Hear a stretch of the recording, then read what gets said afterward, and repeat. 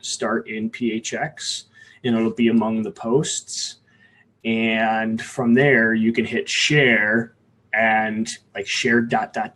will allow you to choose to share it to a group.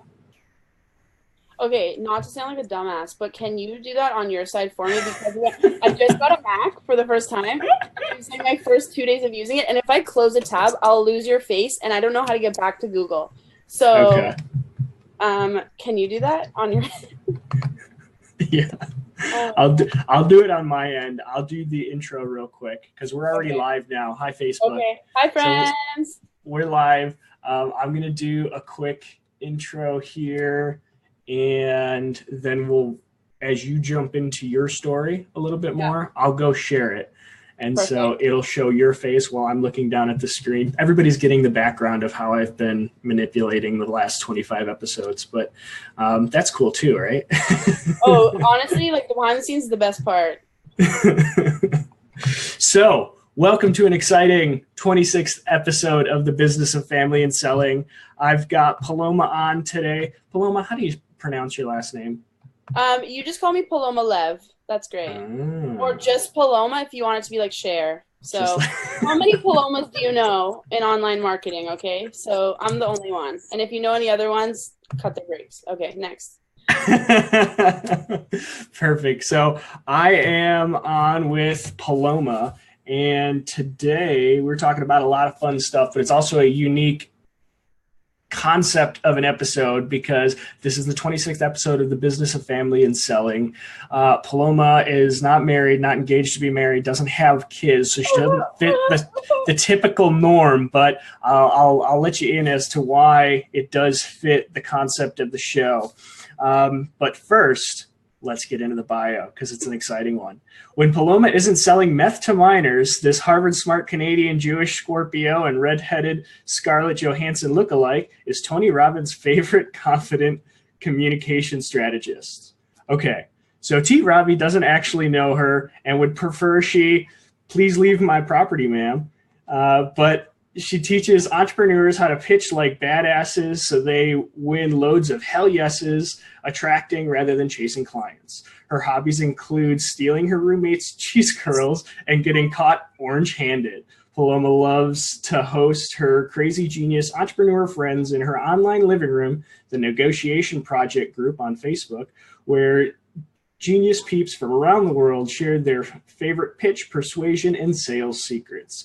She's received a master's degree in creative writing from some fancy pants university, but you don't care. More importantly, she changes lives with her confidence coaching, consulting, and killer vegetarian lasagna. What? Brendan, what a good lesson in how nobody can do you like you can do you. You know what I mean? Why is that? Because you know what it is? It's like if something is so you, it feels weird in Brendan's mouth. You know what I mean? Like it's not. Listen. I believe that you are literate. I believe you can talk. Either I'm a bad writer or you're bad. No, I'm joking. No, but it just goes to show, like, know who you are because you could not. That couldn't be your bio, right? No. And yours couldn't be mine. So, just like side note, pin that about know who you are and. You know, that's how you get known for being who you are. Is just like let yourself be who you are, you know? Absolutely. Take us back. Tell us a little bit about how Paloma came to be the Paloma she is today. Definitely.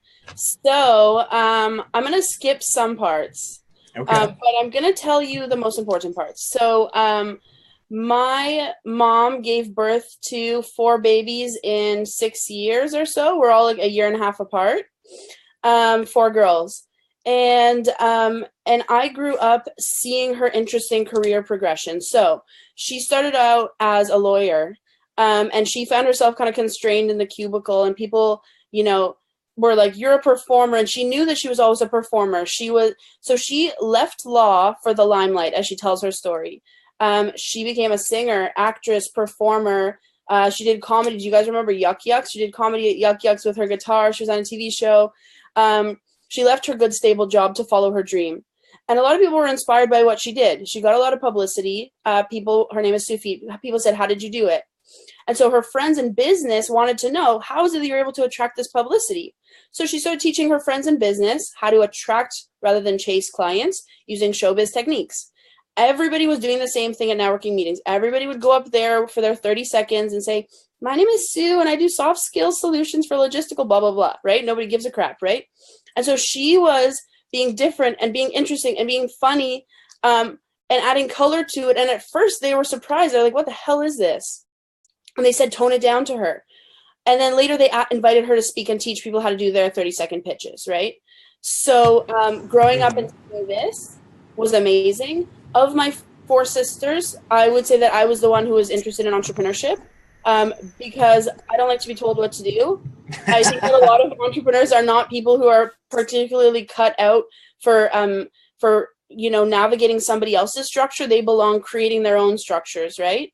And so I saw her when I was 19. She said to me, Paloma, do you want to go to Chicago? That was my first trip ever. And we went to Dan Kennedy's marketing conference. And I was in the young entrepreneurs cohort. So I remember vividly sitting beside this 9-year-old kid who said to me, have you read Rich Dad Poor Dad? Because she had a bracelet business that she started. And I was like, no, but I could read it. You're not special. And so my mind was blown. I thought I wanted to go into psychology, which is absolutely, that's what marketing is. And I was in this room and my mom said, everybody talks about being realistic, right? And I am so aware of the fact that your version of realistic is based on what's around you. And so she said to me, Paloma, look in this room, because we were in this like huge ballroom. I think it was like maybe Russell Brunson was talking or Dan Kennedy was talking or Bill Glazer was talking, whatever. All the people that we look up to. My mama interviewed these people. Like my mama was doing this. Like we look up to the Russell Brunsons now and we're all like, have our dog-eared copy of .com secrets, but she was doing this, and she brought me into this world because she saw that there was something different or interesting, or maybe she's like, this chick is not employable. I don't know. But she took me under her wing and she mentored me. And we like geeked out about this stuff. She'd be like, Paloma, I went to this amazing conference. I read this book. She has this huge business library. And the cool thing is that she's self-taught. So it's like sometimes, and I think a lot of us are, right? I find it funny when you see on the subway wall, like, get a degree in entrepreneurship. I'm like, no, there's no fucking degree. The degree is quit your job and have no money for enough months that you kill what you eat. You eat what you kill, right? So anyways, I got to see it through my mama's eyes and her experience. And that was so moving because for me, like a lot of people, it's not about money. I don't give a crap. I'm not a materialistic person whatsoever, but I care a lot about freedom. And so, like, for example, the last 3 summers I've spent in New York hanging out with entrepreneur friends and artists, right? Mm-hmm. So she taught me the art of freedom through confident communication, and that was a beautiful gift. Awesome. Very cool. And so what was your first venture into working for yourself? Oh, that's a great question. So I was great at English, and so I started working with ESL students.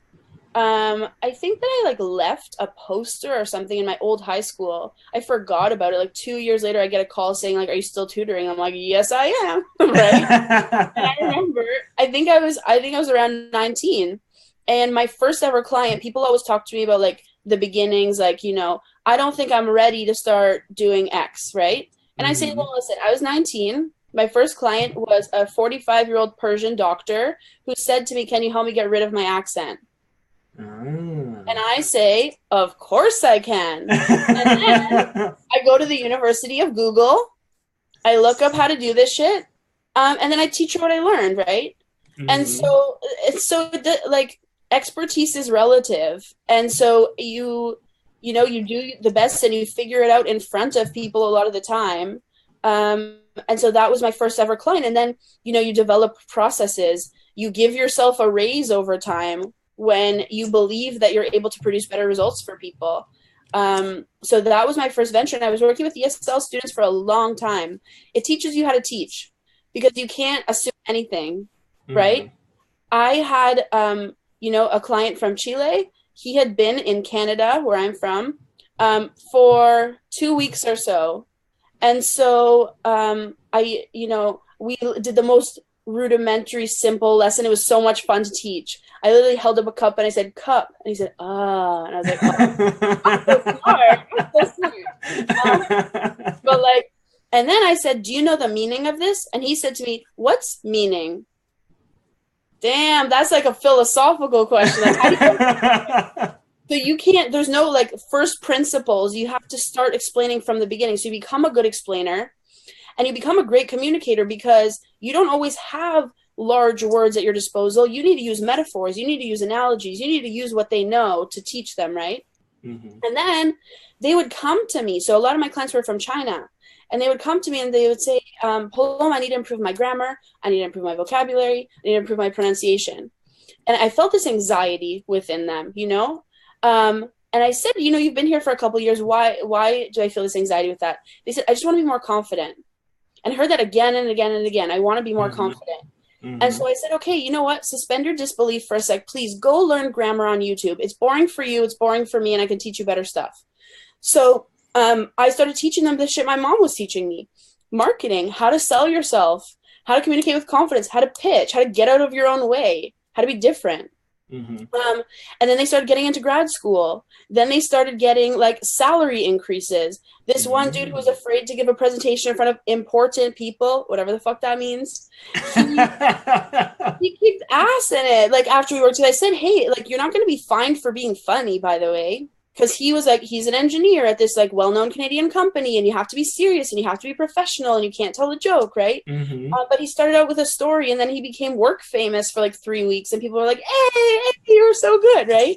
Mm-hmm. He got a promotion out of that, right? So it's like, I've seen that what people really want is to be connected with who they are and to like get out of their own way, mm-hmm. And so that was my first foray into entrepreneurship, tutoring.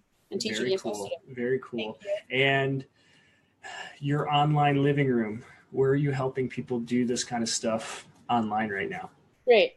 So we have a group, the Negotiation Project, and we are bringing together a lot of smart people that I really admire, and we are there to create win-wins, to help each other. And so if you have any questions about confident communication, pitch, negotiation, we have a lot of brilliant peeps in there, and you are welcome to join us. Very cool. Very cool. And for those who are watching, I know we've got a couple of people watching. Facebook is showing me that Jacob is on live and he showed us some love. Thank you for the love. Keep punching that like and love button. Let us know where you're tuning in from. If you have any questions, be sure to drop them in the comments. I know we're sharing this in the Confidence Project group as well as on my profile. Paloma's tagged in it. We're sharing it in a couple different places. So as you're tuning in, be sure to say hi. Let us know where you're tuning in from. If you have questions, drop them in the comments below.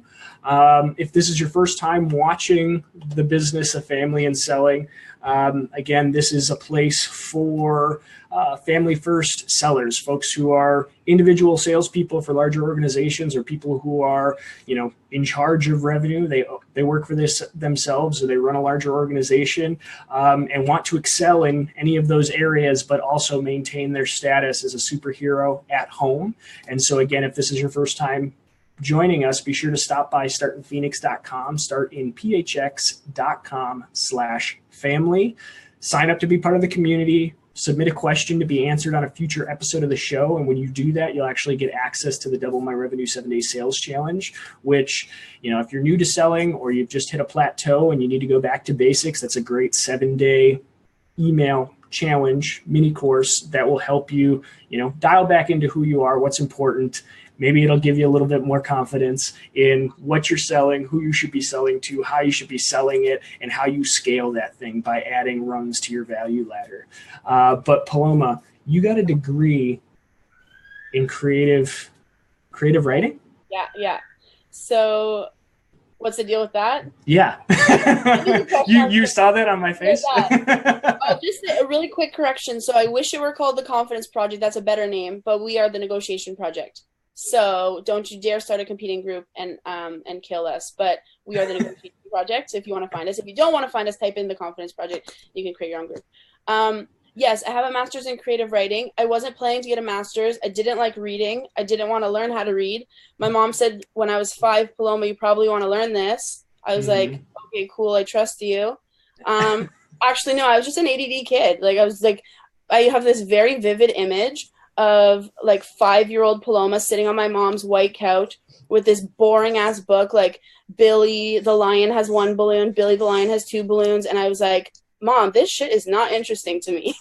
And so like, and I was like jumping off the walls, and she was like, seriously, girl, you really want to learn how to read?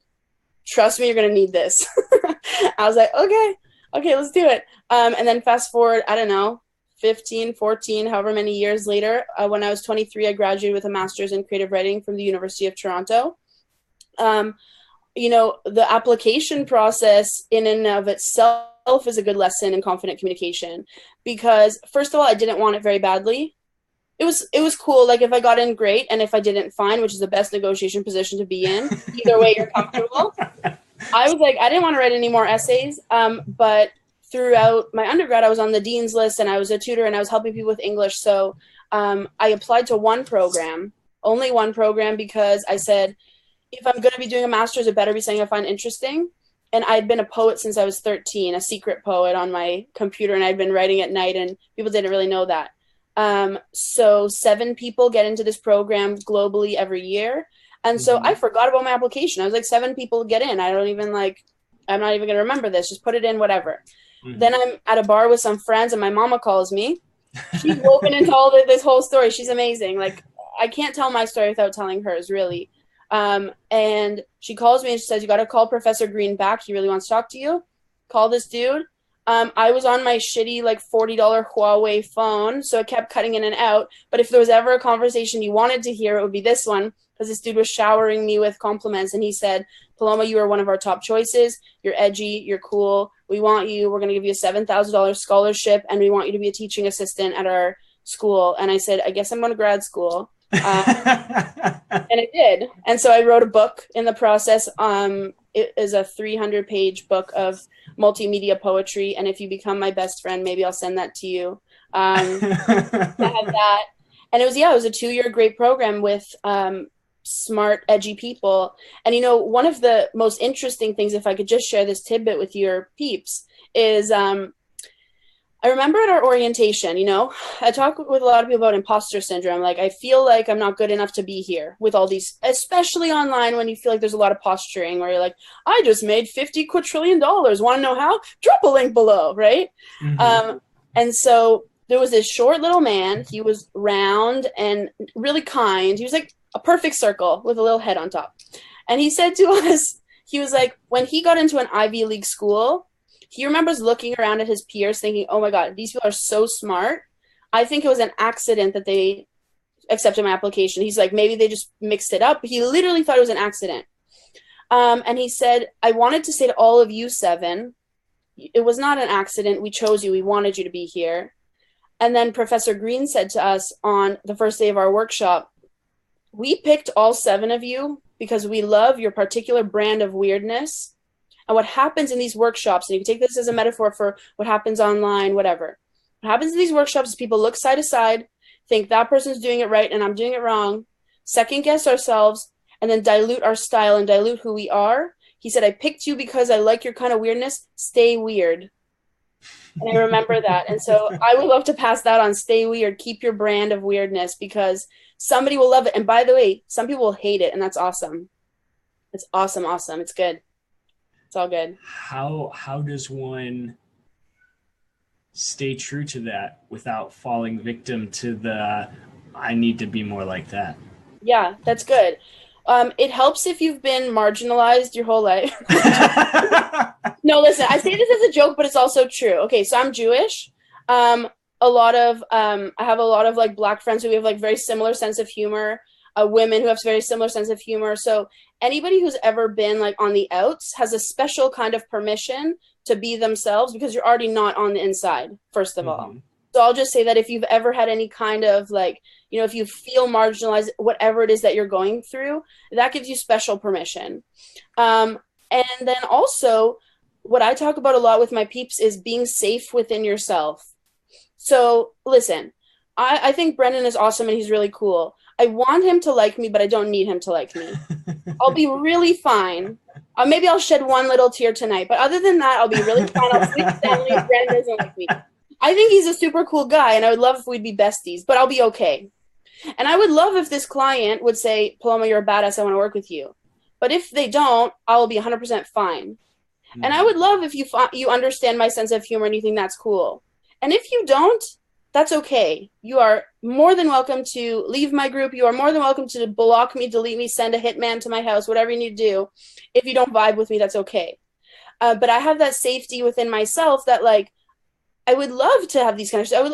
And you know the amazing things? It brings the right people towards you. Mm-hmm. And the people who don't get it, who don't vibe with it, that's totally cool. Guess what? There's a shitload of other teachers out there. Mm-hmm. So, you know, I feel safe within myself. And I've always recommended to people, there's two kinds of work we do in our lives. There's busy work and there's vulnerable work. And I always say, don't do the busy work to avoid the vulnerable work. And for myself, I've been doing the vulnerable work since I was 13. That's why when I was 20 years old, I was coaching people double my age, middle managers at well-known companies, because I know myself and I'm not scared of myself. The work can take many different forms. The work for me when I was 13 was writing poetry. Then the work for me was doing scary stuff. So, you know, I was in debate club. That was hard until it was easy. And then in my undergrad, I met the person to the right and the left of me in every single class. And I sat in different places. I was a friend whore because I just wanted to connect with as many people as possible. And I had a lot of friends in university, a lot of cool people that taught me stuff and that we could collab and, you know, talk about ideas, right? I had two friends who are twins and they ran a life drawing class. They said, Paloma, will you pose for us nude for one of our classes? First thing I said was, hell no. Then I said, wait, how long from now? They said in a week. Then I was anorexic for a week, which was great. Don't recommend it to anyone out there. Don't want to be liable. But yeah, I like basically didn't eat much for a week. I like worked out H-core and then I did it and it was fine. Honestly, I was really proud of myself. Like I was like, do scary shit. That's my philosophy. Like do scary shit. And when you do stuff that's uncomfortable and you do it again and again, it becomes comfortable. And the scope of your comfort zone, I fucking hate that term, but the scope of what's safe for you is bigger. Mm-hmm. And so when I feel like, you know, feel the fear and do it anyway, when you feel the fear, that's a sign that it means something. That's a sign that it triggers something in you, that it's asking something of you. It asks you to step up. Mm-hmm. So, you know, I was invited to give a lecture to a second-year university class. First thing the professor said, you know, I'm going to be away for a day. Do you want to take over a lecture? At first I was like, can I think about it? I go to my mom. She's like, you're doing it. I email her. I'm doing it. Like my mom offered me the opportunity to not be mediocre. That she offered it and she didn't push it. Yeah. They listen, like there was a very pivotal moment. You know, there was like this speech competition. Did you guys ever have a speech competition in school? I don't think not a competition. Okay. I mean, there was lots of speeches. Yeah, IU. So we had a speech competition, and I remember this was before I had my like revolution where I like taught myself the art of confidence. Uh-huh. But I remember giving a speech and trying to blend in, like I did on the most boring topic of life, and I'm so happy if you want to like laugh at me with me. But I did it on why you shouldn't smoke, like the stupidest topic ever. Yeah. Because I just didn't want to stand out. Mm-hmm. And so I was practicing with my mom. My mom is a remarkable coach. Her book is Step into the Spotlight, A Guide to Getting Noticed. Mm-hmm. So like that's her thing. She teaches people how to do that. And I was practicing my speech for her. And she said, Paloma, I dare you to be interesting. She's like, you're funny. You're cool. Like, why are you dimming your light because you're scared? And she challenged me, you know. My mom is a tough love kind of mama. And so like, you know, I know we were talking about, I mean, parenting is a huge theme here, right? Mm-hmm. Her version of love came with, I know you can do better and I want to help you. And so I was the fourth of my 4 sisters to win the speech competition that year. I did this shitty smoking speech that year. I was like, no, Mom, like, let me do the easy thing. But the following year, when I was a kid, I used to write these funny, crazy letters to cereal companies, like with my marketing ideas of like, I'm like, hey, oatmeal, you should have chocolate oatmeal. Or like, I'll be like, hey, Sugar Crisp, why do you have propylene glycol in that? Like, where in the produce aisle can I find that? Like, just like roasting them on their own. And like, and I would end it with like, P.S. Can I have some coupons? Like, I would just be like writing silly letters to them. My mom's like, those were fun. You should do something about that. And so the next year I did that, and I just like let myself be weird. And I got first place in that, and it was a cool reminder that like the universe has space for you. Mm-hmm. And like the market, if we want to talk money, the market has space for you. There will always be a market for authentic. There will always be a market for real. It's not for everybody, but there'll always be a market for that. So what grade were you in when you did your first smoking speech? No smoking speech? God. So embarrassing. I don't even remember. Like I was mid-elementary school, I think. Okay. So the mid-elementary school Paloma to now, what have you learned about telling stories that you think a lot of the folks, you know, in your group or running businesses or selling are totally missing out on? Yeah, great question. Okay. People are fucking addicted to cliches. And it's gross. It's worse than smoking. Let me tell you. It's worse than smoking. Cliches are so bad. Because you are not entitled to attention. Okay, start from there. You're not entitled to attention. So just because you put it on your Facebook and you asked your aunt in China to share it, you're not entitled to attention, first of all. Second of all, don't give too much too fast, okay? We have to penetrate people's curiosity, right? So like leave an information gap, right? Why is it that, do you guys have entertainment tonight? You're in the US, right? Yeah. You have entertainment tonight, right? Mm-hmm. Did you ever see those things at the end where they're like, whose birthday is on January 29th? Well, I mean, I didn't watch it. No.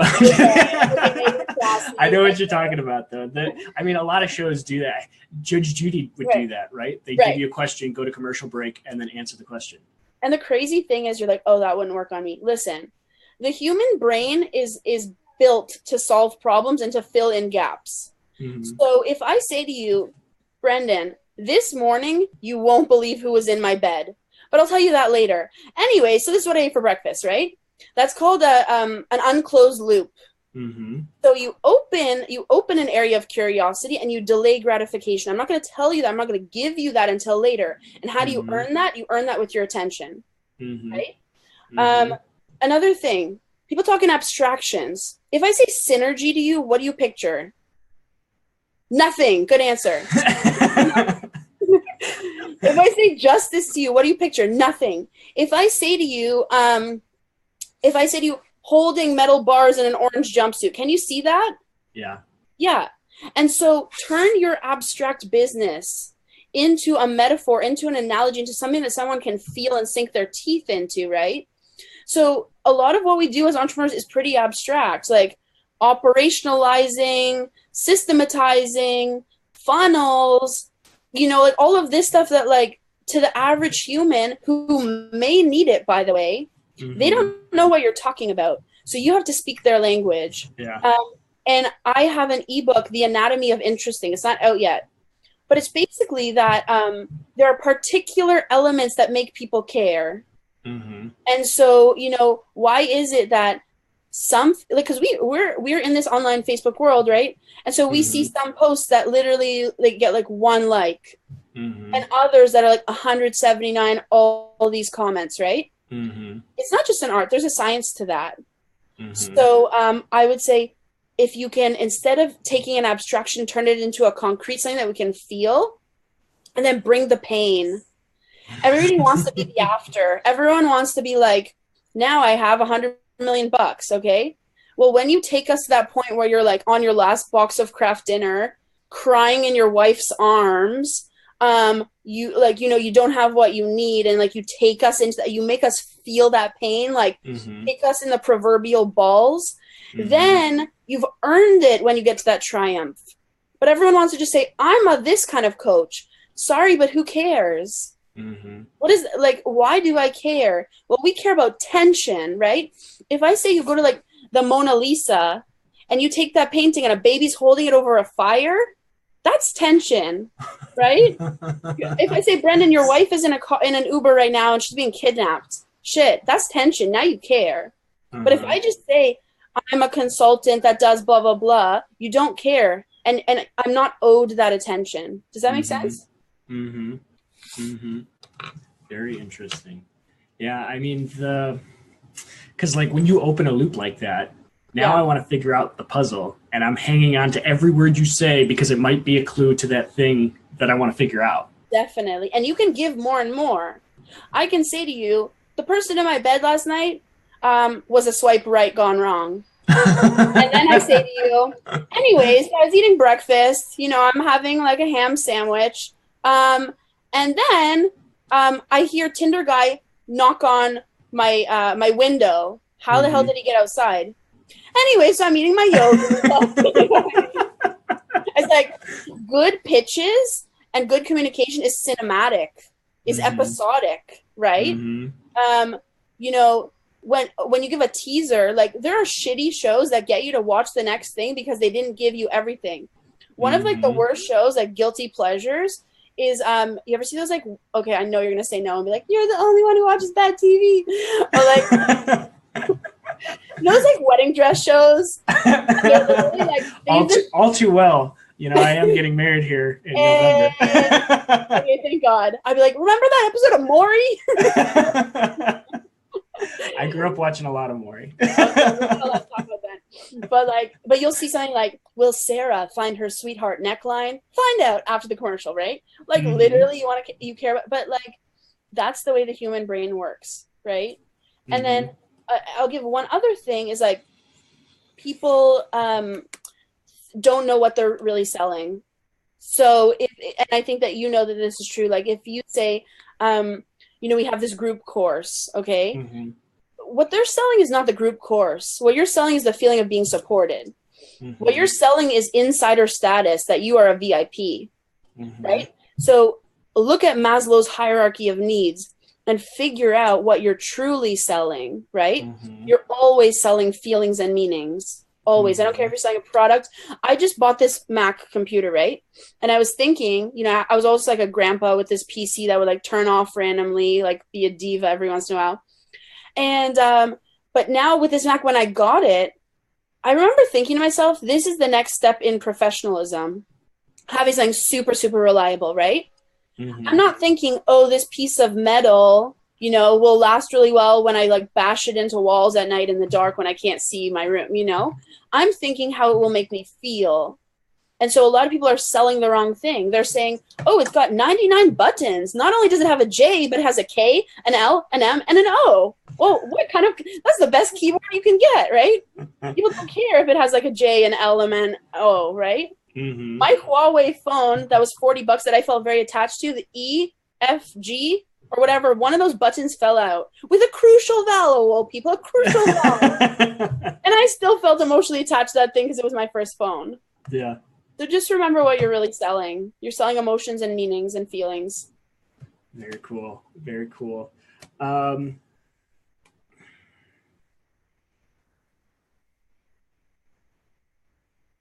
have, if and when, I have some stuff that my peeps want to know from you. Sure. Let's go. Yeah? Okay, great. Okay, so I posted on my Facebook and in the group of the Negotiation Project, what do you want to ask a sales expert? I'll ask my questions first, and then we'll do Thunder Round. We'll do like 15 minutes. And we'll cut. You just shut this shit off at any moment. You're like, not interested anymore. Okay, so this is my first question. Fill in the blank, okay? You could double your income if blank. And if you need a little more structure to that question, you could double your income if you stop making blank sales mistake. Ooh. If you stop talking all over yourself. Because, and you've heard me say this before, like whether you're selling or being sold to, your best negotiation tool tactic is silence. I think you posted this in your group, or somehow it came up in your group that, whether or not you should negotiate price. And the price is the price as far as I'm concerned. We can negotiate scope and the price can change based on that, but the value doesn't change of each of those elements within the scope of work. Yeah. Unless someone offers that to me. So like I'm on the other side of the table right now as we're planning our wedding.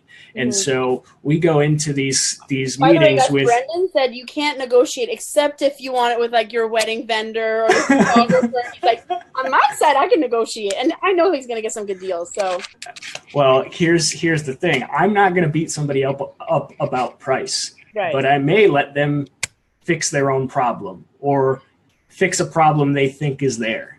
Right. So Lindsay and I went shopping for the engagement ring together. We set a she negotiated me up, but then we set a final budget. Right. And when the ring was a bit above that, we sat there at the counter waiting for a solution to fall into our lap. And in that silence, the salesperson made up the ground, by thinking out loud, by piecing the things together, by me giving them the space to do so. I didn't even have to ask. I just had to say, this is what we can spend. And she implied that it was her responsibility, or she inferred that it was her responsibility to make up the ground, to fix the problem. I mean, a lot of people who are buying say, they start with a number and then they're willing to go up and they're willing to go up. And, whoever takes more responsibility for that problem is going to give up more in the negotiation. Now, as me selling, like my price is the price and you can take it or you can leave it, or we can talk about doing something else that would work within your budget. But similar to kind of what you were talking about too, they don't know what they're selling. And so they start answering all these questions that haven't even been asked yet. How many letters are on the keyboard? Does it have a K? Does it have an L? Well, of course it does, but you didn't ask that question. You don't really care about that. You care about, how it's going to make you feel, what problems it's going to solve for you, what frustrations you're not going to have to deal with anymore. And so by being quiet and allowing that person to peel back the layers of their own onion, you can clue into what is really going on. And by actively listening rather than pitching all the time, there is an art to pitching, but you are, fighting with one arm behind your back if you didn't listen first to craft that pitch in a way that means something to that person right in front of you. Yeah. Oh, great. Great answer. So I guess that leads into the next question, which is, a lot of us right now, even though .com Secrets is absolutely not a new book, it's sort of like resurfacing. Mm-hmm. And so, it is a proponent of the value ladder, right? An ascending value ladder. And so would you say do you agree with that model, or would you say to focus on your one core offering? Does that in any way dilute your one main thing that you do? Because I hear what you're saying about, maybe if that's not within your budget, then I can take you to a different level of solution that we've planned for. Like we've proactively, preemptively, we know that people want different levels of implementation and we expected that. And so we have an ebook if you can't afford the coaching, et cetera, right? Mm-hmm. How do you feel about the value ladder versus a one core offering? And does it in any way dilute that one core offering? I think you start with one core offering and you focus on that, and through knocking that out of the park, you should have revenue. You should be socking some of that away to reinvest in these other things, either to have a runway to start, to taking on less clients, taking on less projects, so that you can work on the up rung or lower rung offer. In a lot of early businesses, you have your primary offer, but it's still a service-based offer, right? It's time for money. So to offer a one-off session versus a 5-week session versus, having all these things sprinkled on top of it, like it's still time to you. So your your value per hour shouldn't really change when you decrease the scope of work, So there's not a one size fits all answer for that. But I would say the rule of thumb is knock your core offer out of the park so that you have time and revenue to reinvest in adding rungs to your ladder. Yeah, definitely. And that core offer will obviously take some workshopping. I often see people like so anxious about this client avatar thing. Mm-hmm. And I say, like, you don't know who your person is until you're slingshotting your stuff into the universe and seeing who responds to it. I wasn't expecting to work with Chinese engineers from the University of Toronto. Like, if you had asked me to pick that out of a hat, Mm-hmm. well, no. I was like, I did a master's in English, so what does it have to do with engineering? I worked with bankers or people in physics. I worked with doctors. That had nothing to do with what I studied. Mm-hmm. But the compatibility was there. Mm-hmm. So, I don't know. What do you think about this like client avatar thing? I think it's after. You need to go out and your business is a grand experiment. You need to go out and interact with the people in the market, find out what they want, sell that thing. I'm a big fan of Joe Polizzi and his book, Content Inc. The idea of building an audience and then finding out what that audience is ready to buy from you and then put it in front of them, sell them that thing. Yeah. Whether it's content or it's a service, get them to raise their hand and ask you, how much would it be for you to do this thing? And then you go find out how much it would be for you to do that thing. And then you do that thing. And then you keep doing that. He talks about it like at the enterprise level, content marketing and these big organizations. But I mean, you can do that one-on-one. My philosophy on selling and marketing, especially as an individual seller, whether you're self-employed or you're working for somebody else, is that, you're going out, you're attracting people by getting their attention and building rapport, probably by making it about them, getting them to talk about what they're interested in and what problems they have. And through that questioning and building of rapport and building of a relationship, you come to understand them a little bit and where their needs meet the value that you can offer to them. And then you customize it. Then you sell them just those things that are going to be meaningful to them and illuminate how it's going to fix that problem. You're not conning anybody into anything.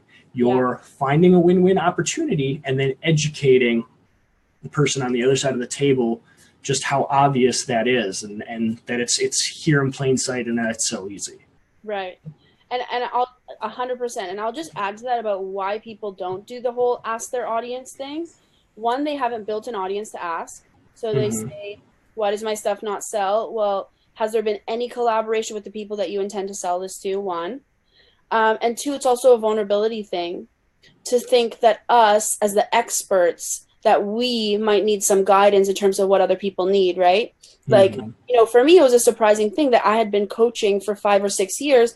And then as soon as I want to turn this into, more passive assets, some like digital products, I thought, okay, of course, there's a little bit of, I don't know if it's ego, I don't know if it's arrogance, or if it's I don't want to make myself vulnerable to learn again or to ask again or put myself in the student role. But it's so important. And I think if you don't do it, you learn it the hard way. I definitely learned it the hard way. When you make something that is your baby and you think that that's what people want, but you didn't go through any kind of process to see if anyone raised their hand when you said, do you want this, right? Because that takes some vulnerability to be like, this is the thing, do you want it? But the nice thing is if you don't make it until people want it.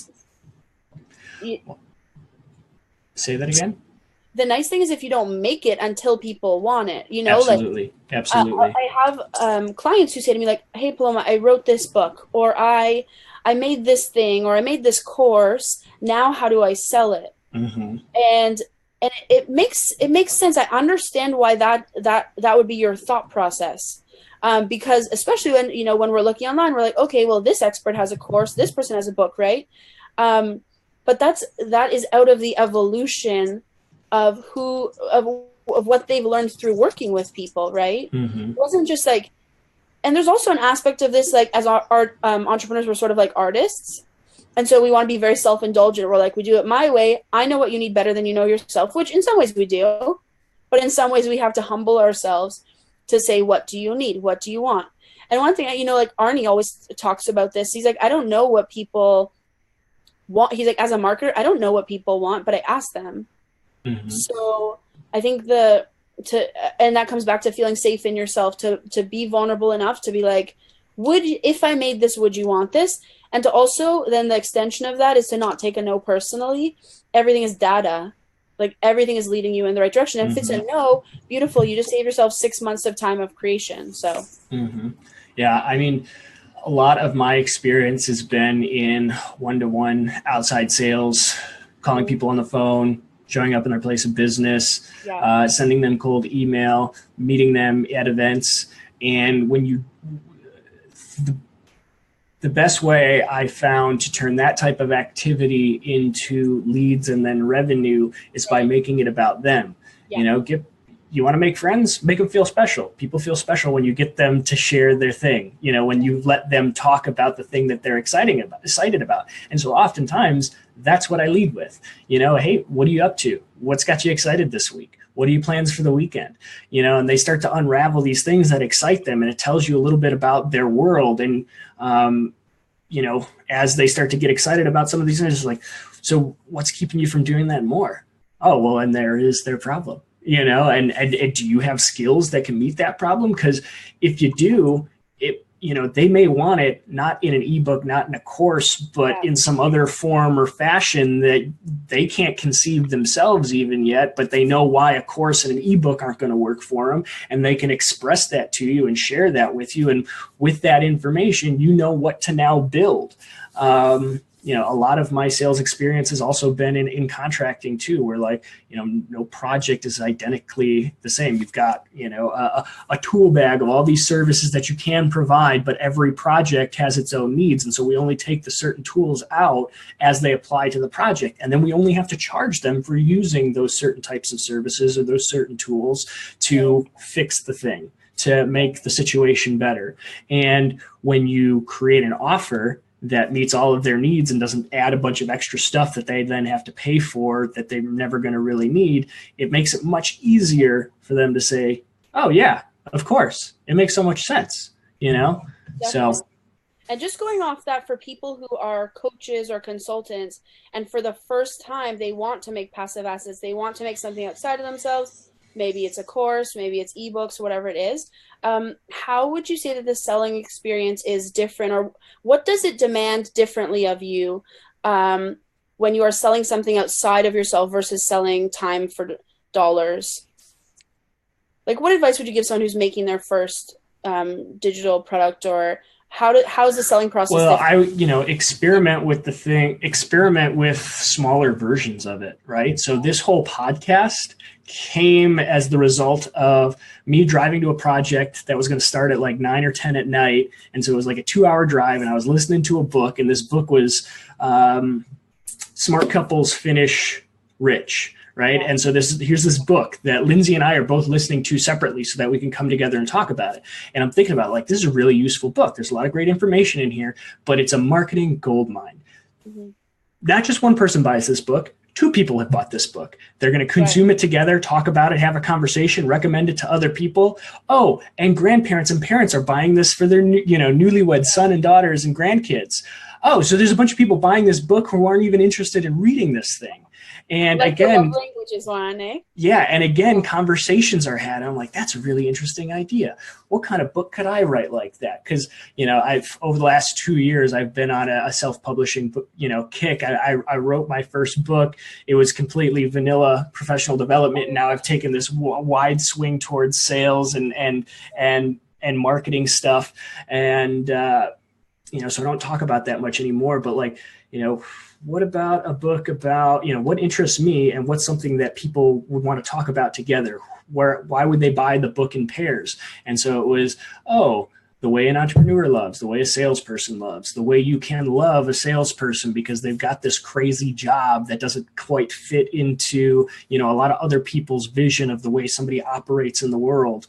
And these people are falling in love, and then they're getting divorced, and they're having all these problems because there's a lack of either understanding or communication. And, a big fear of mine is being that father who's completely disconnected from his kids because he's on the phone all the time, or he's bending over backwards to meet the demands of unruly clients. And so there's a lot of different things going on there, right? There's clients that maybe you shouldn't be doing business with. There's a lack of boundaries on behalf of the parent or the salesperson or the business owner. And so like, that was something that was really interesting to me. And I was like, well, I have these questions, but what questions do other people, how would I best help people? What questions should I answer first? I'm only a couple of years into this journey as a father. I'm not even married yet. I'm not that experienced. I'm not even equipped to write this book yet. And that makes you so the right person to do it. Well, the thing is like, okay, so I have to do all this research. I have to go out and do this research. I have to pool these ideas, find out what's working for different people in different circumstances, find out what questions people want answered in a book like that so that they're going to read through the whole thing, and then recommend it to their friends because it was actually, they got the value out of it that they were looking for. And so, I could go out and do the research and write the thing, or I could create an audience around a podcast and answer their questions and do the research through that, maybe spin off a couple of different forms of revenue before even writing the book, and then launch the book and have a list and have all these people who are really excited to, read it and recommend it to all their friends. Like, I mean, that's how this came about. And what's funny is, like, I was talking to a client of mine yesterday about the necessity of double duty, where it's like, she and I always have amazing conversations. And so I always say to her now, can we record this? Not only do we have this conversation, but we get to record it. And you were saying, not only do you build the audience, but you do the research at the same time. I'm getting my market research. I'm getting research from the people that are out there who actually have the answers to the question that my market wants. Plus, I'm doing the research in a way that I can spin off other forms of revenue potentially that will get me to the point of completing my research and being able to write the thing and actually see the investment pay out. But then there was a question of bandwidth. Like, I don't know anything about podcasting. We're now 26 episodes into it over the course of like 2 months or something. Right. And I would have to learn how to podcast. I would have to get all this extra equipment that I don't currently have, that I didn't have money budgeted for. And I'm a very budget conscious person. So that was a point of stress. And then I saw these people doing Facebook Lives and doing interviews via Be Live and Zoom. And I'm like, oh, bandwidth saver right there. Do it live, just publish it. It stands on its own. And later I can come back and repurpose it as smaller videos, as blog posts, as a proper podcast. And, in that I save myself a great deal of bandwidth. Have you heard Tim Ferriss talking about when he started? Was it? Tim Ferriss podcast, right? Mm-hmm. He was talking about how he was really nervous. He got like drunk for his first couple of ones. And he says, like, I think that my first few questions that I asked were really banal, and it's like, it's really nice. I'm going to add a section I just finished creating a course for my beta group of people that are going through my program. Mm-hmm. But one of these modules is going to be about humble beginnings, about, the things that you look up to now as an established real thing. My first background photo on the Negotiation Project group, I made in Microsoft PowerPoint because it had a template. I didn't know that Canva was a thing back then. So I went to Microsoft PowerPoint. I took like a yellow background. I typed in the Negotiation Project. Literally somebody messaged me early on and was like, is that PowerPoint? I was like, yes, it is. Yes, it is. It's like, start bad. It's good. It's good to start bad. How else you can start? Start clumsy. But that's great. That's great with the podcast. Well, it's funny because like you share that story, and there's people who are starting out who are like, yeah, it'd be great to sell a 4-figure thing or a 5-figure thing, and I'm over here selling $10 and $20 things, right? Yeah. And like most of my images on the blog are done in PowerPoint. My logo is still done in PowerPoint. I haven't hired anybody to do any of that stuff. And, I'm making tens of thousands of dollars off this thing already. Right. It's amazing. By the way, I don't know if you want to talk about it here, like me and you, but I have some ideas for your book stuff. Okay. Yeah. Because I was just thinking about what you're saying about what catches on and what is spreadable and what can be even potentially viral. Mm-hmm. But something like, do you remember was it the New York Times or something that put out like 32 questions to ask any other person that they will fall in love with you? Did you hear about this whole thing? Hold on. Hold that thought for 1 minute, because we're about an hour in. So I know we've had MJ on here and we've had Jacob on here and we've had a couple other folks in and out. So if you're watching live, be sure that you chime in and you say hi in the comments. You give us some love and some likes so that other people know that this is, a video that is worth their time. If you're watching in the replay, same things apply. Be sure to stop by in the comments, say hi, let us know where you're tuning in from. If you have any questions, tag myself, tag Paloma. We'll circle back and answer those questions, whether you're watching this tomorrow, a week from now, 5 weeks from now, a year from now. Likely we'll both still be around and willing to answer your questions. As a Jew, say, God willing. Yeah. And if you can't stick around or you missed us live, be sure to stop by startinphoenix.com/family. So startinphx.com/family. Join a community of other family first sellers. Ask a question, submit a question to be answered on a future episode of the show.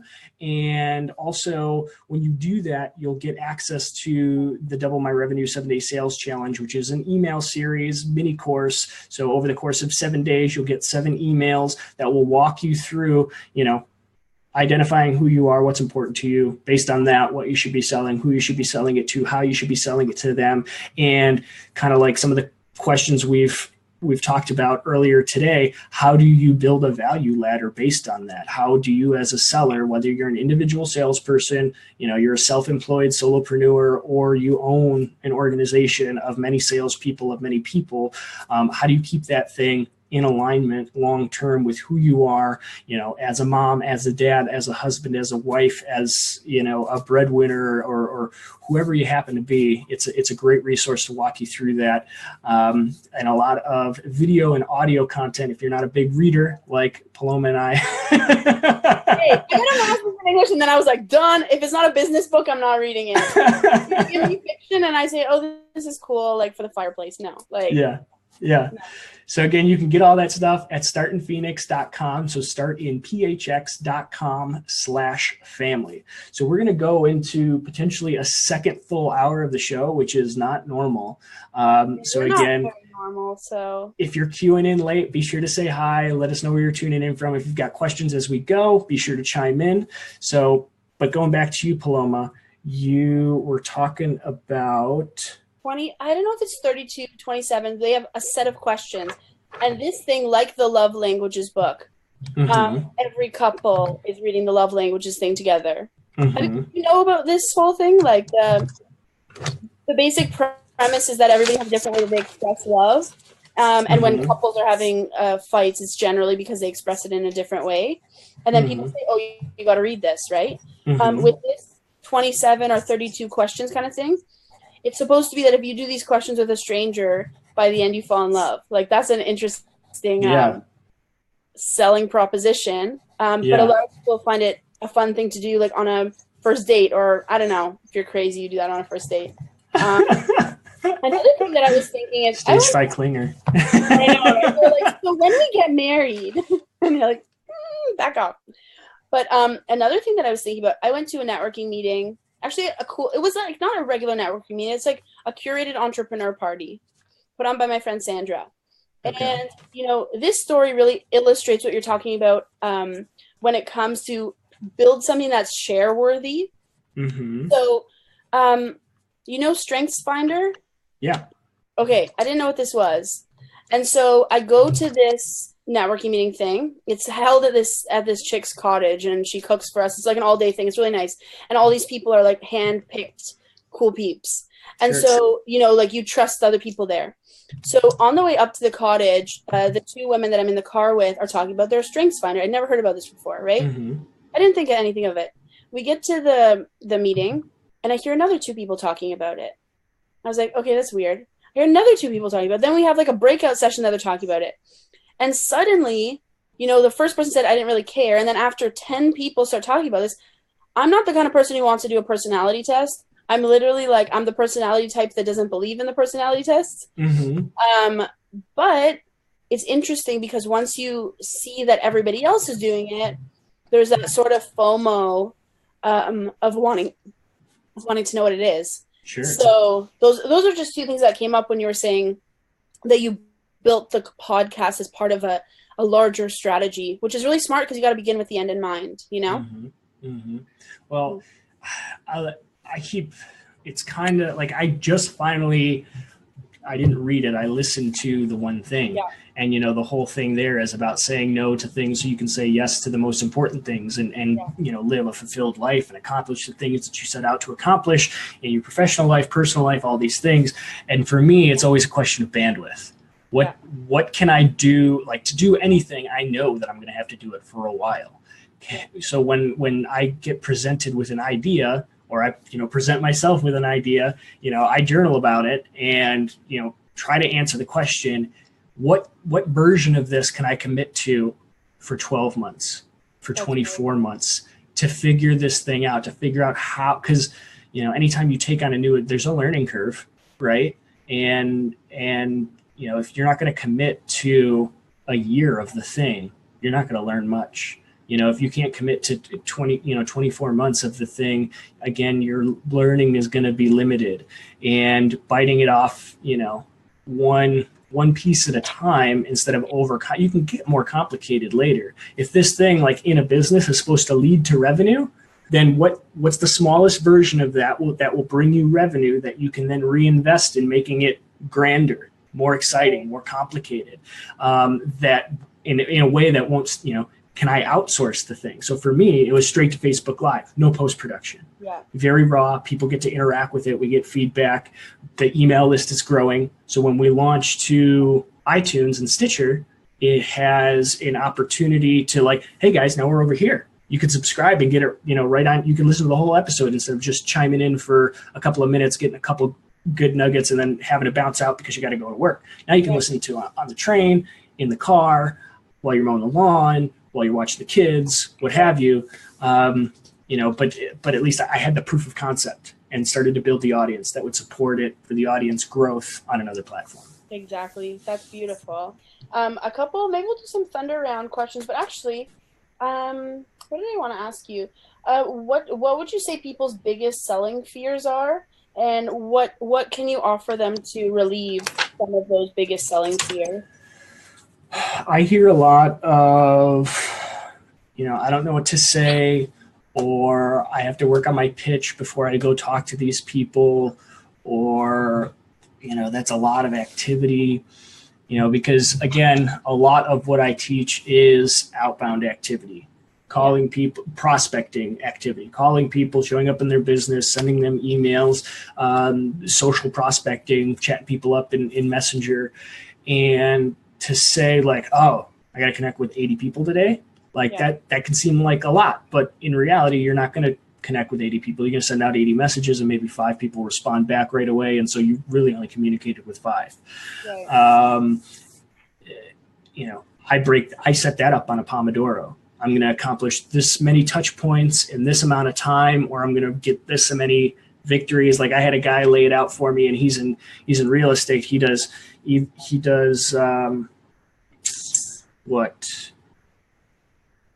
20 contacts, 20 touches, or 2 appointments or 2 hours. Whichever he hits first, he gets to stop. Yeah. So worst case scenario, he's got 2 hours of outbound activity. If he gets 2 appointments and the first 2 calls, he's done. He can go on to do better things. But that sets up the foundation for consistency. But then you've got the group of people who are like, I can't even do that activity because I don't know what to say yet. I don't have all the answers yet. But you don't have to have all the answers. You don't even know what the questions are yet. Go out and figure out what the questions are. And then you can go back and research it and then email them the answer or follow up or schedule for it. That's really interesting. I'm not sure how that would work. Can I come back to see you next Tuesday at this time? You're going to be free? Yeah. Cool. I'm going to send you the invite. We're going to circle back. I've given myself a deadline, so I know I'm going to get it done. I'm going to go find out the information. I'm going to bring it back to this guy. He's going to feel special because I took the time to, and I'm building rapport through that. And then there is rejection as far as, that they avoid the activity. they put all that busy work in front of the important work, like we were talking about, because they don't want they don't want to get yelled at. They don't want to be told no. They want to be told they're stupid. And so, or asked a question that they don't, God forbid they ask you a question that you don't know the answer to. Oh no, they'll see that I'm a phony. They'll see I'm a liar. I don't know anything. This one thread, you know. I mean, that if you're honest with people, if you're not telling somebody you have all the answers and you're straight up like, you know, that's a good question. I don't know that. I should go figure that one out. You know, that's a really valid question. I don't have an answer for you right away. Let me go figure it out. You know, people are okay with that. People are pretty accepting. But if you show up and you're like, oh, I know all this stuff, and then you don't know, and then you try to make up an answer on the fly, yeah, you're going to burn a lot of bridges. But if you're doing outbound activity and you just and you kind of suck it up, you know, get over your fear, do it in spite of the fear, get out there, start conversations, lead with questions so you can find out what questions they have that you're going to have to answer eventually. You know, once you know the questions, you can go find the answer, and then the next time you don't have to do the research. Now you do have it. That's how you build your scripts. But yeah, there's the groups of the people who feel like they're not prepared, the people who are avoiding rejection. Oh, that's the one we haven't talked about. People who are afraid of rejection, who are afraid to be told they're stupid, or that they're wrong, or just to be told no. You know, like, get out of my business. Like, in most cases, it's not going to happen like that. Nobody's going to slam the door. Maybe they're going to hang up the phone on you. Maybe they're not going to respond to your email or your social media your LinkedIn or Facebook message is going to go unresponded to. But it's like, so what? Yeah. Like, you live, like, nothing terrible happens. And what's more likely is that you learn something. And that's my philosophy of prospecting. Prospecting is not a sales activity. It's a pre-sales activity. It's about learning. So I'm going to go into this person's business, or I'm going to call them, or I'm going to send them a message with the goal of learning something new. Yeah, it's great if I learn that they're my ideal customer and they have a problem that I can solve and I can pitch them something and they buy it. That would be awesome. But they may not, you know, maybe they are a potential buyer, but they're still 3 months down the road from realizing how awesome your thing is, because they have to experience some more pain before that makes sense, right? Definitely. So you could learn some stuff. You could learn what this guy is thinking and how to approach that conversation the next time you find somebody that fits that profile. Or you could learn about where people like that hang out, so you can insert yourself into more of these conversations. Or you could learn, hey, that's not a good person to target because they're not my qualified, or they're not my ideal customer for reasons X, Y, and Z. So I'm going to take all these people off my list and focus on the rest of them because they're more likely to buy from me. When they say to you, honestly, I can't do this because I'm completely broke. I've gotten that. I've gotten people say, like, I love you, I just am broke. I'm like, that's a really useful piece of information to know. Mm-hmm. Also, I'm teaching people the art of confidence. And so some people will say to me, I'm a really confident person, So, like, that's really useful information to know. Like, if you treat everything as data, everything, like Brendan is saying, like an experiment, And what I say is move clumsily towards success. Mm-hmm. I say, because I help people, like, writing is a huge aspect of communication, which I help people with. And I say 50% of what you write has to be bad. Not like that's your requirement. And if 50% of what you write is not bad, then you're not open enough. Yeah. You're not open enough to what's coming, because the editor and the writer can't be in the room at the same time. They do opposite things, like putting your pedal on go and brake at the same time. You can't do that. I feel like you keep challenging me to tell my story in a more complete thing. And like, I just redid my about page on Starting Phoenix for that reason. And it's not that I haven't shared my story. It's that I've shared it and rehearsed it in different pieces. Yeah. And you could challenge me every 6 months with that same challenge, and I would probably have a way to. Here for you. I know that glad we spilled into a second hour, because we could literally, if I didn't have somebody at 2, I think we could go all day. We have a lot. But I have one question specific, and it's sort of a more intense question, so I thought I'd save it for when you're like, okay, this chick's already crazy. I already know that. What's coming next? All right.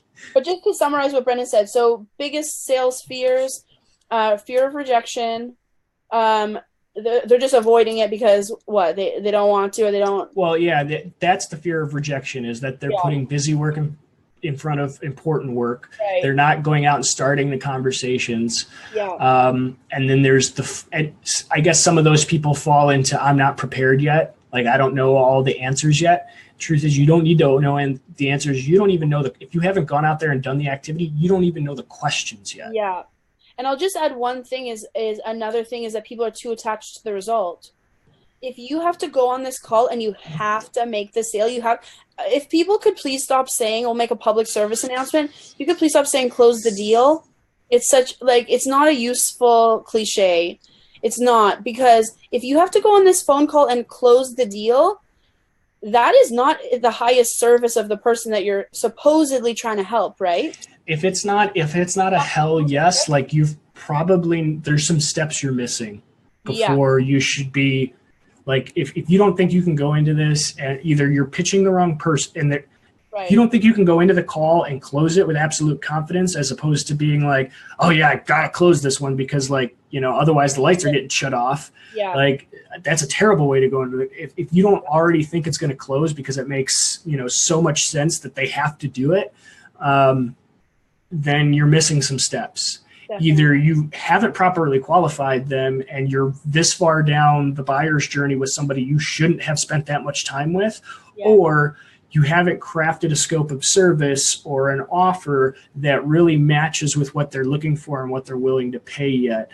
And so, again, there's some more work. Like I always say, like, if you're getting to the end of a sales conversation, a dialogue, maybe it's happened over the course of 5 minutes, an hour, several days, several months, and you feel nervous that they're going to say no, it's probably time to ask another question. There's something you need to learn that would give you confidence and that would make, what you recommend. Sales to me is not about pitching. It's about research.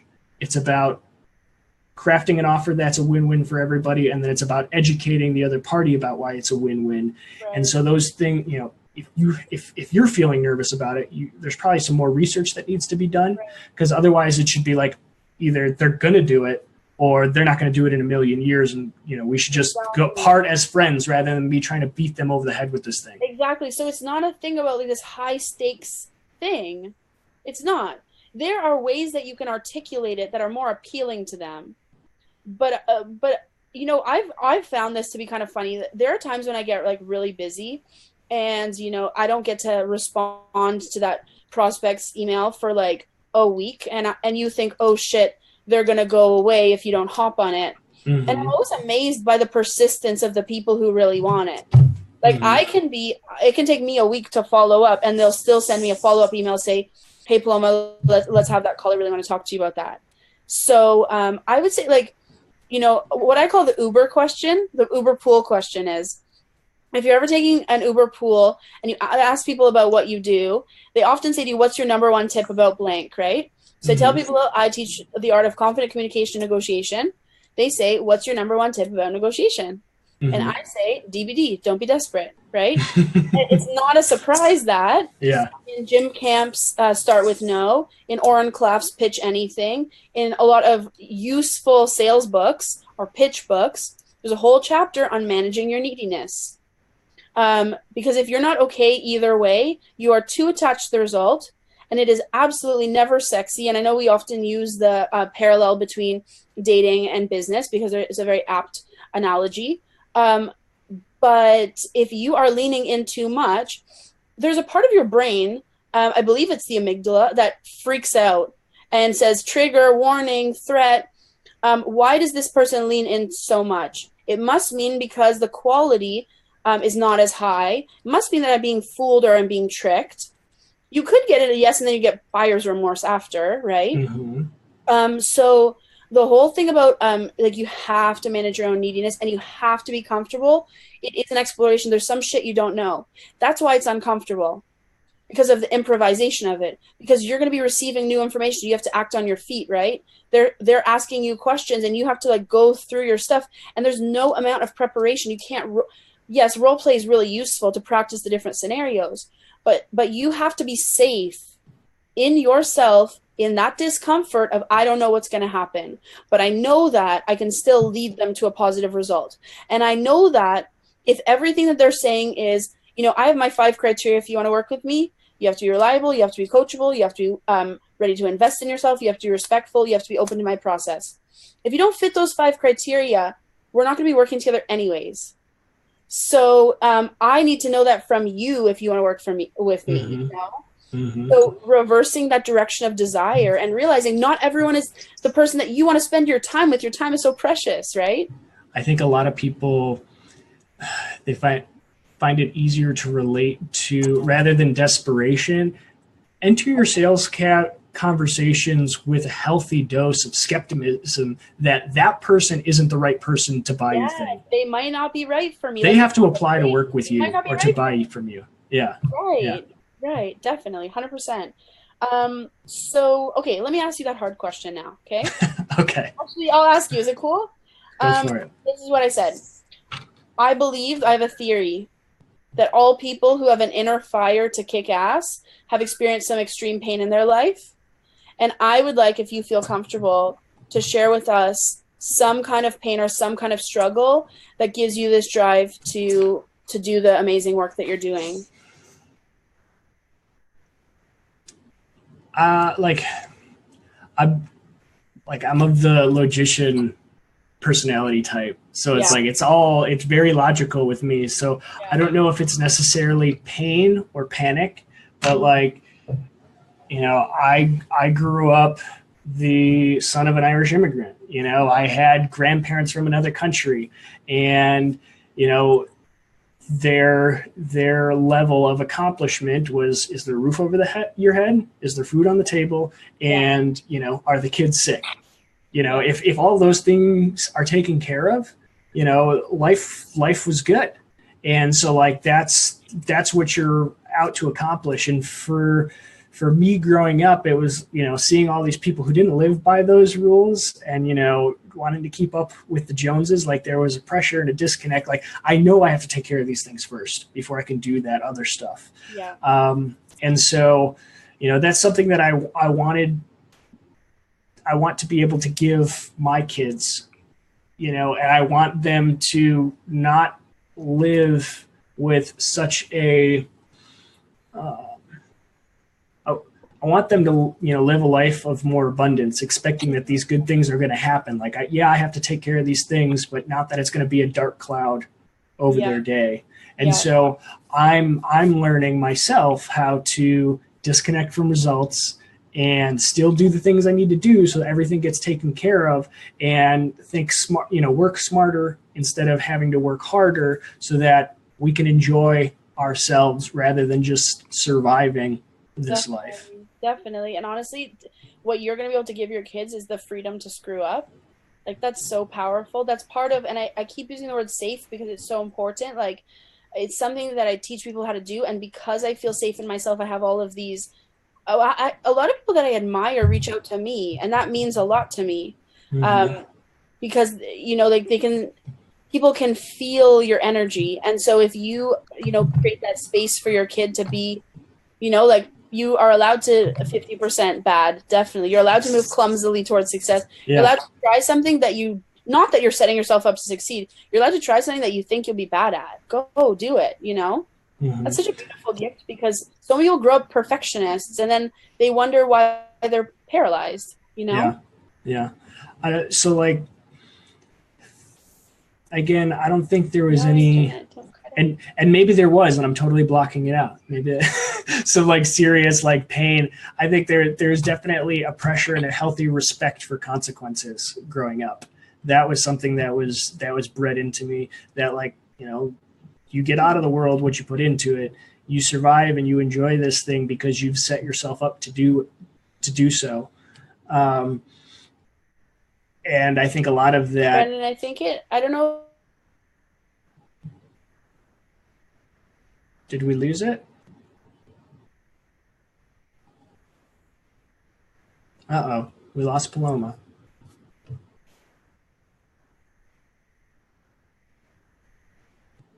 Well, I'll continue with my thought. Maybe she'll come back.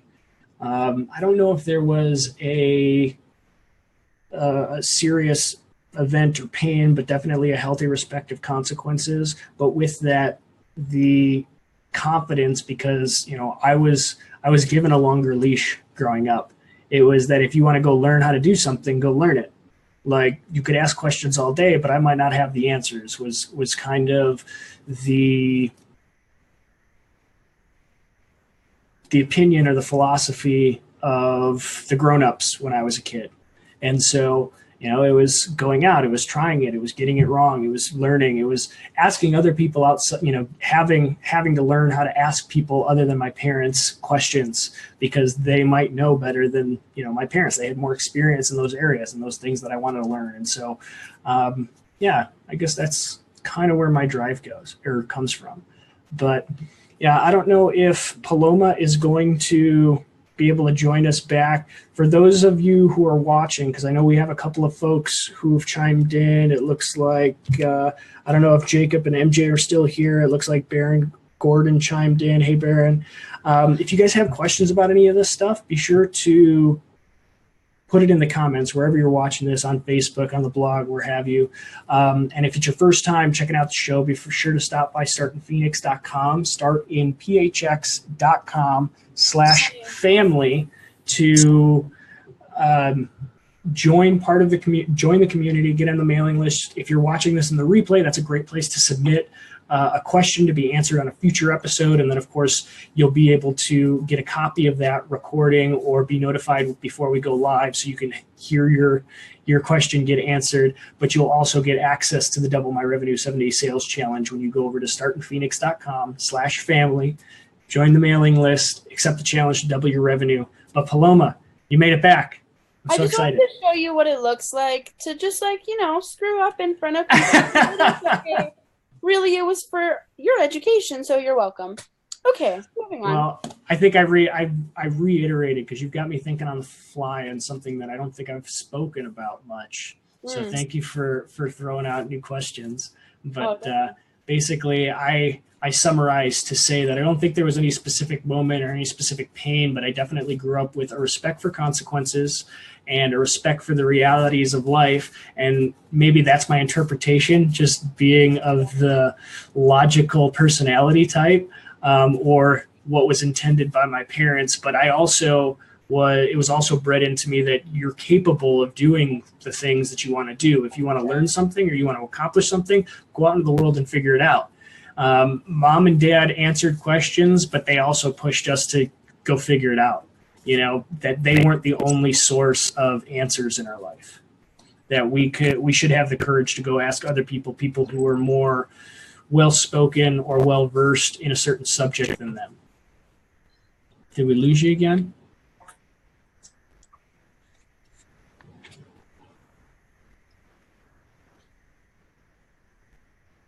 Yeah, it looks like Paloma's connection is not awesome today.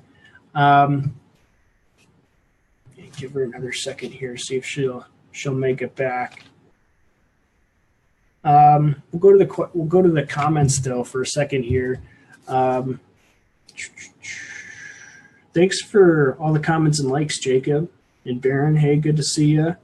I know MJ was here. It looks like gave us some likes and some love. If you guys are watching live or in the replay, again, be sure to show your appreciation for the show.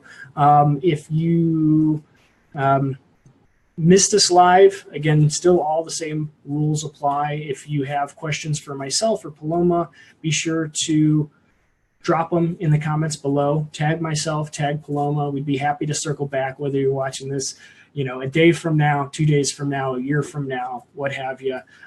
Always happy to answer those questions.